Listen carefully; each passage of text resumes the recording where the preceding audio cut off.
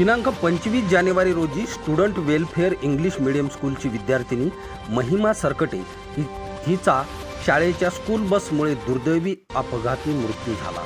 या घटनेला महिना लोटत नसतानाही शाळेचा निर्लज्ज प्रकार पुन्हा एकदा समोर आल्याने पालकांनी संताप व्यक्त केला आहे। तरोडा कळमुला पोफाळी या मार्गावरील अग्रवाल स्कूल बस क्रमांक MH 1909 ही गाडी मोडकळीस आली असतानाही शाळेने रस्त्यावर उतरविली।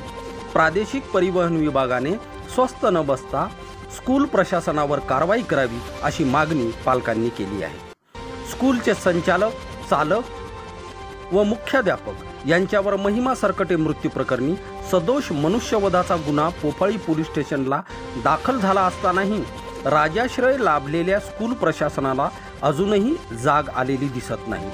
विद्यार्थ्यांच्या भवितव्याशी खेळणाऱ्या या स्कूल विरुद्ध कठोर कारवाई करावी असा सूर पालक वर्गात उमटत आहे। ब्युरो रिपोर्ट, उमर।